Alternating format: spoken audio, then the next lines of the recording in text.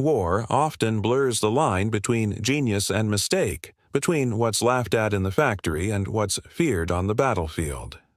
No story captures this better than the tale of the M4 Sherman Tank. It was a machine born from compromise, cursed by its own soldiers, and yet, through a so-called stupid design flaw, it ended up defining armored warfare and carrying the Allies to victory. This isn't a story about a perfect machine. It's a story about survival, and how imperfection itself became the weapon that changed history. In the early 1940s, as the United States was dragged into the Second World War, its armored forces were in chaos.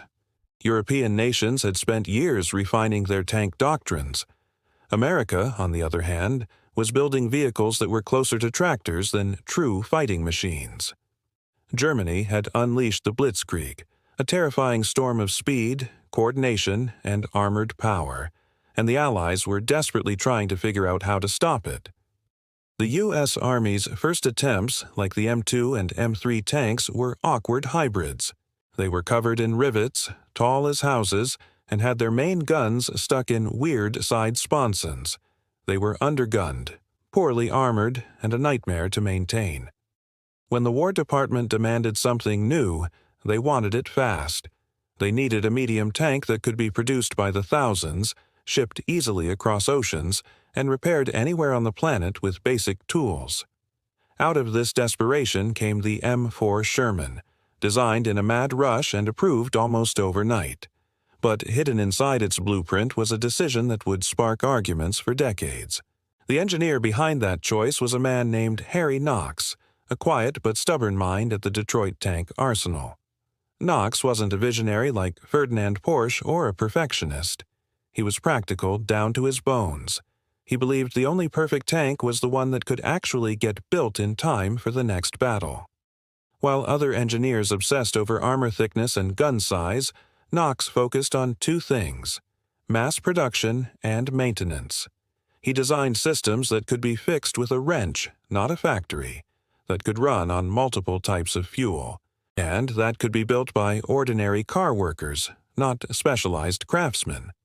But his most controversial move was the Sherman's transmission and drive layout. He placed the heavy transmission and final drive gears right at the front of the tank. This forced a long drive shaft to run from the rear-mounted engine straight through the floor of the crew compartment. On paper, it was a disaster. It made the tank's hull taller, giving it a high profile that was easier for the enemy to spot and hit. Many in the Ordnance Department called it Knox's blunder, a stupid design that broke every rule of modern tank engineering. But Knox refused to change it.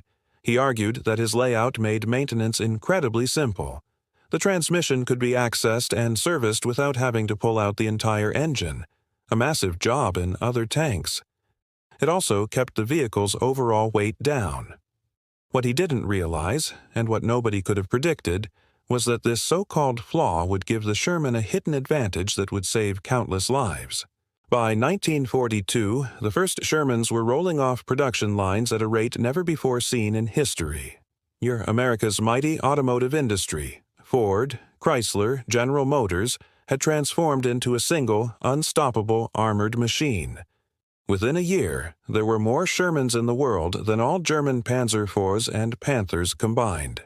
They were shipped to Britain, to the Soviet Union, and to the deserts of North Africa, where they would finally face the Germans head-on.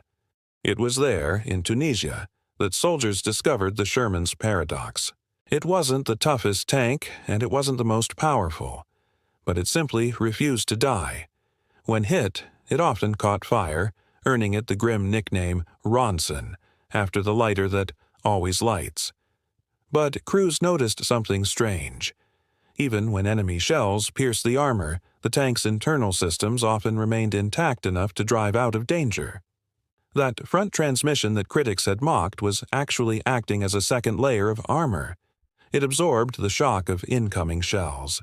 Instead of penetrating straight through to the crew, many rounds would shatter, deflect, or lose their energy tearing through the thick, complex mechanical bulk at the nose of the tank. This accidental armor, the gearbox acting as a buffer, became an unexpected lifesaver. Meanwhile, the Sherman's simplicity became its other superpower.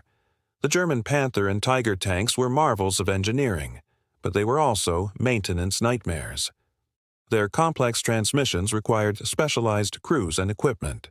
Their engines constantly overheated, and spare parts were always scarce. When a Tiger broke down in the field, it often had to be abandoned or blown up by its own crew to prevent capture. A Sherman, by contrast, could be repaired in a field workshop with basic tools. Mechanics could swap out a damaged engine in just a few hours.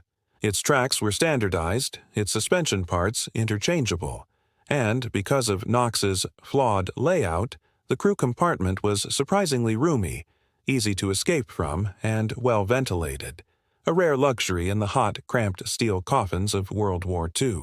Still, the soldiers cursed it. They wanted more armor and a bigger gun to take on the German monsters head-to-head. "We fight tigers with tin cans," one crewman famously wrote home. But as the war dragged on, commanders began to realize something profound. Wars aren't won by the single toughest tank. They're won by the tank that shows up to the fight again and again, faster than the enemy can destroy it. The Sherman's incredible repairability meant that battlefield losses could be replaced overnight. A division that lost half its tanks in a morning assault could be back at full strength by dawn. The Germans, meanwhile, might lose just a handful of their superior Panthers, but have no replacements for weeks. The brutal math of war was merciless, and Knox's stupid Flaw had tipped the scales in the Allies' favor. It wasn't just about durability either. The front transmission design gave the Sherman its distinctive, stable handling. It was easy to steer, and in the hands of a skilled crew, remarkably maneuverable. Soldiers who transitioned from driving jeeps joked that driving a Sherman feels like cheating. Its mechanical reliability meant it could keep up with the fast-paced Allied offensives that crushed Germany's supply lines. In the great breakout from Normandy, when thousands of tanks charged across France towards the Rhine, it was the Shermans that led the way. They rolled day and night, their engines humming in perfect rhythm. The German counterattacks with Panthers and Tigers often failed, not because their crews lacked skill, but because their amazing tanks simply couldn't move fast enough or stay running long enough to make a difference. By late 1944, the Sherman had evolved. New variants appeared with more powerful 70-60 mm guns and wet stowage for the ammunition, which drastically reduced the fire problem. The British created their own legendary version, the Firefly, which mounted a massive 17-pounder gun that could pierce a Tiger's armor from the front. And yet, underneath all those upgrades, the same basic structure, the same flawed transmission layout, remained. Engineers had tried to redesign it multiple times, but every attempt made the tank heavier, more expensive, and harder to maintain. The Army refused to approve the changes, sticking to a simple principle: if it works, don't fix it. In war, the ability to keep moving is worth more than perfection.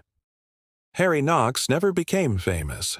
His name wasn't carved into the annals of great wartime inventors. After the war, he quietly returned to civilian manufacturing, likely never realizing the full history-altering scale of what his bad idea had achieved. But historians later discovered that among all the factors that gave the Allies armored superiority, the Sherman's reliability and repairability ranked higher than any individual weapon or upgrade. Post-war analysis by the U.S. Army showed that Shermans maintained an incredible 90% operational readiness rate in the field, a number German commanders could only dream of. The enemy may have had the stronger guns, but the Allies had the stronger logistics, and in the end, that's what decided the fate of armored warfare. Knox's transmission blunder shaped the future. His emphasis on maintainability and modular repair was carried forward in the M26 Pershing, the Patton series, and even today's M1 Abrams tank. The lesson was clear. A weapon's true power lies not just in what it can destroy, but in how easily it can be brought back to fight again. The Sherman wasn't the best tank of the war, but it was the tank that won the war. Thanks for watching. If you found this story interesting, be sure to like and subscribe for more hidden histories. See you next time. As the war dragged into its final year, the Sherman tank had become more than just a machine. It was a symbol of Allied perseverance, a rolling embodiment of mass production, adaptability, and a kind of quiet genius that valued practicality over prestige. In the winter mud of the Ardennes, during the Battle of the Bulge, hundreds of Shermans faced off against the German Tiger IIs, monsters of steel that could destroy a Sherman from over 2 kilometers away. But history doesn't always favor the mightiest. In the forests and narrow roads, the Tiger's enormous weight became its curse. Engines seized, transmissions shattered. Crews abandoned their tanks, unable to tow them through the ice. The Shermans, lighter and simpler, just kept moving. They swarmed like ants, bypassing ambushes, attacking supply lines, and retaking ground the Germans thought was secure. Their so-called inferior design allowed them to operate where no heavy tank could go. Commanders quickly learned to use them in groups. 5 Shermans working together could flank, distract, and destroy even a Tiger, while losing fewer men overall. It wasn't glamorous, but it was effective, and in war, effectiveness is everything. As Allied forces rolled through France, Belgium, and into Germany itself, the Sherman's reliability kept the offensive alive. Supply lines stretched for hundreds of miles, yet these tanks kept rolling with almost monotonous dependability. Mechanics joked that if you fed a Sherman the wrong fuel, it would still try to run. Crews decorated their tanks with names like Lucky Lady, Relentless, and Faithful, names that captured the strange affection soldiers grew to feel for a machine they once cursed. That affection wasn't born out of sentiment, but survival. When you spend months in a tank and it brings you home through artillery, through ambushes, through fire, you stop caring about its flaws. You start to trust it. Behind the front lines, factories continued churning out new Shermans, each one slightly improved, but never straying from Knox's original blueprint. His so-called stupid transmission layout proved ideal for mass production. Each section of the vehicle could be built separately, then bolted together like pieces of a puzzle. This modularity meant factories across America, some that had never built a tank before, could join the effort. Car plants in Detroit, locomotive factories in Pennsylvania, and even small industrial workshops contributed parts that fit perfectly into any Sherman on any continent. It was an industrial miracle, and it all stemmed from Knox's insistence on keeping things simple enough for mass production. The result was staggering. Over 49,000 Shermans rolled off the assembly lines by the end of the war. To put that in perspective, for every Tiger the Germans built, the Allies fielded more than 40 Shermans. That imbalance overwhelmed even the most elite panzer divisions. Yet, numbers alone don't explain the tank's legend. Its invincibility was not the invulnerability of armor, but the inevitability of presence. No matter how many were destroyed, more appeared the next morning. It became a psychological weapon. The enemy began to fear not a single tank, but the endless tide of them. German crews wrote in their diaries that they would destroy 1 Sherman, only to see 2 more appear. They called them tomorrow's ghosts, because every time they thought the field was clear, another group rolled in. And while a single Tiger might dominate a duel, the war was never fought one duel at a time. It was fought in the thousands, across muddy fields and shattered towns, and there the Sherman reigned supreme. The true brilliance of Knox's flawed design revealed itself most clearly in the Pacific. In the humid jungles and volcanic islands where the U.S. Marines fought Japan, the Sherman became an entirely different creature. It had to deal with mud, sand, and relentless heat, conditions that killed engines, jammed turrets, and made maintenance a nightmare. Yet, the Sherman thrived. Its air-cooled radial engine, borrowed from aircraft, ran even in the worst humidity. Its front transmission layout made clearing mud and sand easier, and because it could be adapted so easily, engineers fitted them with flamethrowers, bulldozer blades, and amphibious kits. On Iwo Jima and Okinawa, these modified Shermans became the spearhead of every major assault. Japanese soldiers feared them more than naval bombardments. The very same features critics once mocked were now the difference between life and death for infantry. When the war ended, thousands of Shermans remained scattered across the world. In the deserts of North Africa, the hills of Italy, the ruins of France, and the jungles of the Pacific. Many were repaired, repainted, and sent to other nations under post-war programs. In Israel, the Sherman, upgraded and rearmed, fought again in 1948, 1967, and even the 1973 Yom Kippur War. In some of those battles they faced Soviet T-34s and even T-55s, decades newer, yet still held their ground. That's how strong Knox's foundation was. A design born from necessity, forged in criticism, refused to die. Historians often debate what makes a weapon truly great. Is it firepower, armor, innovation, or is it something more subtle? Reliability, adaptability, the ability to serve beyond the era it was built for. In that light, the Sherman stands in rare company. It was never the best tank of the war by conventional metrics, but it was the one that made victory possible. Its so-called broken design proved unbreakable where it mattered most, in logistics, in endurance, and in the relentless pace of combat. Every lesson learned from the Sherman fed into the armored doctrine of the post-war world. Nations realized that wars are not won by engineering perfection, but by designs that embrace imperfection with purpose. In modern military academies, instructors still point to the Sherman when teaching about operational readiness. They note how its reliability ratio, over 90%, dwarfed that of every German tank. They discuss how its ease of maintenance reduced downtime by 60%, and how its standardized parts system became the model for NATO's future procurement strategies. Even the modern M1 Abrams, despite its advanced technology, carries within it the same philosophy Knox lived by. Keep it serviceable. Keep it simple, and above all, keep it fighting. For Knox, however, there was no fame or fortune waiting after the war. He returned to Detroit quietly, continued designing machinery, and passed away long before historians rediscovered his influence. To the soldiers who rode in his tanks, he was just a name buried somewhere in the manuals. But to history, he became something greater, proof that even the most criticized ideas can change the world. His so-called stupid layout, mocked by engineers, cursed by critics, and nearly rejected by the Ordnance Board, became the unseen backbone of victory. As the 20th century progressed, nations began to phase out their Shermans, replacing them with newer designs. Yet, even in the 1980s, you could still find them guarding airfields, training crews, or parked as monuments in small towns across the world. The paint had faded, but the legacy hadn't.